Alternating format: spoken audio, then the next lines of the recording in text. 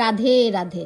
শাস্ত্রে উল্লেখ আছে, পাপমোচন একাদশী ব্রত পালন করলে মানুষের জ্ঞানত অজ্ঞানত করা সমস্ত পাপ মোচন হয় এবং মৃত্যুর পর বৈকুণ্ঠ প্রাপ্তি ঘটে। এই দিনে ভগবান বিষ্ণুর আরাধনা করলে ভক্তেরা সকল প্রকার ঝামেলা থেকে মুক্তি পান। এই ভিডিওতে দেখবেন পাপমোচন একাদশী কবে এবং পাপমোচন একাদশীর ব্রতকথা ও মাহাত্ম্য। ডিরিক পঞ্জিকা অনুযায়ী আলবার্টা কানাডায় পাপমোচন একাদশী হবে মার্চের 14 তারিখ, আর পারণ হবে মার্চের 15 তারিখ। পারণটা হবে সকাল 10টা 10 মিনিটের মধ্যে। বাংলাদেশ এবং ইন্ডিয়াতে পাপমোচন একাদশীটা হবে 15 মার্চ আর পারণ হবে 16 মার্চ। যদিও একাদশী তিথি শুরু হবে মার্চের 14 তারিখ, কিন্তু উদয় তিথি অনুসারে পাপমোচন একাদশী ব্রত পালন হবে মার্চের 15 তারিখ।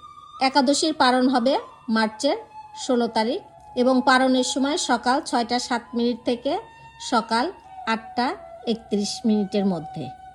এখন দেখে নিই পাপমোচন একাদশীর ব্রতকথা এবং মাহাত্ম্য। যুধিষ্ঠির শ্রীকৃষ্ণকে বললেন, হে জনার্দন, চৈত্র মাসের কৃষ্ণপক্ষের একাদশীর নাম ও মাহাত্ম্য কৃপা করে আমাকে বলুন। শ্রীকৃষ্ণ বললেন, হে ধর্মরাজ যুধিষ্ঠির, আপনি ধর্ম বিষয়ক প্রশ্ন করেছেন। এই একাদশী সকল সুখের আধার, সিদ্ধি প্রদানকারী ও পরম মঙ্গলময়, সমস্ত পাপ থেকে নিস্তার বা মোচন করে বলে এই পবিত্র একাদশী তিথি পাপমোচনী নামে প্রসিদ্ধ। রাজা মান্ধাতা একবার লোমশ মুনিকে কথা জিজ্ঞাসা করেছিলেন। তার বর্ণিত সেই বিচিত্র উপাখ্যানটি আপনার কাছে বলছি, আপনি মনোযোগ দিয়ে তা শ্রবণ করুন। প্রাচীনকালে অতি মনোরম চৈত্র রথ পুষ্প উদ্যানে মণিগণ বহু বছর ধরে তপস্যা করতেন। একসময় মেধাবী এক ঋষিকুমার সেখানে তপস্যা করছিলেন। মঞ্জুঘোষা নামে এক সুন্দরী অপ্সরা তাকে বশীভূত করতে চাইল, কিন্তু ঋষির অভিশাপের ভয়ে সে আশ্রমের 2 মাইল দূরে অবস্থান করতে লাগলো।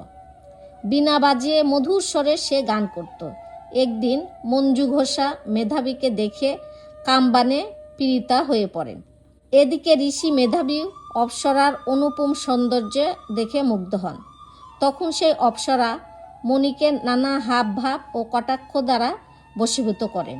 ক্রমে কাম পরবশ মণি সাধন ভজন বিসর্জন দিয়ে তার আরাধ্য দেবকে বিস্মৃত হন।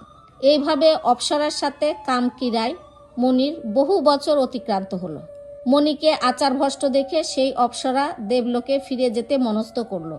একদিন মঞ্জু ঘোষা মেধাবী মণিকে বলতে লাগলো, হে প্রভু, এখন আমাকে নিজ গৃহে ফিরে যাবার অনুমতি প্রদান করুন। কিন্তু মেধাবী বললেন, হে সুন্দরী, তুমি তো এখন সন্ধ্যাকালে আমার কাছে এসেছ, প্রাতঃকাল পর্যন্ত আমার কাছে থেকে যাও। মুনির কথা শুনে অভিশাপের ভয়ে সেই অপ্সরা আরও কয়েক বছর তার সাথে বাস করলো। এইভাবে বহু বছর, মানে প্রায় 55 বছর 9 মাস 7 দিন অতিবাহিত হলো। দীর্ঘকাল অপ্সরার সহবাসে থাকলেও মেধাবীর কাছে তা অর্ধরাত্রি বলে মনে হলো। মঞ্জু ঘোষা পুনরায় নিজ স্থানে গমনের প্রার্থনা জানালে মুনি বললেন, এখন প্রাতঃকাল, যতক্ষণ পর্যন্ত আমি সন্ধ্যা বন্দনা না সমাপ্ত করি ততক্ষণ পর্যন্ত তুমি এখানে থাকো। মনির কথা শুনে ঈষৎ হেসে মঞ্জু ঘোষা তাকে বলল, হে মণিবর, আমার সহবাসে আপনার যে কত বৎসর অতিবাহিত হয়েছে তা একবার বিচার করে দেখুন। এই কথা শুনে মণি স্থির হয়ে চিন্তা করে দেখলেন যে তার 56 বৎসর অতিবাহিত হয়ে গেছে। মণি তখন মঞ্জু ঘোষের প্রতি ক্রোধ পরবশ হয়ে বললেন, রে পাপিষ্ঠ দুরাচারিণী, তপস্যা ক্ষয়কারিণী, তোমাকে ধিক, তুমি পিশাচ হও। মেধাবীর শাপে অপ্সরার শরীর বিরূপ প্রাপ্ত হলো। তখন সে অবনত মস্তকে মণির কাছে শাপমোচনের উপায় জিজ্ঞাসা করল। মেধাবী বললেন, হে সুন্দরী, চৈত্র মাসের কৃষ্ণপক্ষিয়া পাপমোচন একাদশী সর্বপাপ ক্ষয়কারিণী। এই ব্রত পালনে তোমার পিশাচত্ব দূর হবে। পিতার আশ্রমে ফিরে গিয়ে মেধাবী বললেন, হে পিতা, এক অপ্সরার সঙ্গদোষে আমি মহাপাপ করেছি, এর প্রায়শ্চিত্ত কি তা কৃপা করে আমায় বলুন। উত্তরে চবন মুনি বললেন, চৈত্র মাসে কৃষ্ণপক্ষীয় পাপমোচনী একাদশী ব্রতের প্রভাবে তোমার পাপ দূর হবে। পিতার উপদেশ শুনে মেধাবী সেই ব্রত ভক্তিভরে পালন করলেন। তার সমস্ত পাপ দূর হলো। পুনরায় তিনি তপস্যার ফল লাভ করলেন। মঞ্জু ঘোষও ওই ব্রত পালনের ফলে পিশাচত্ব থেকে মুক্ত হয়ে দিব্যদেহ স্বর্গে গমন করলেন।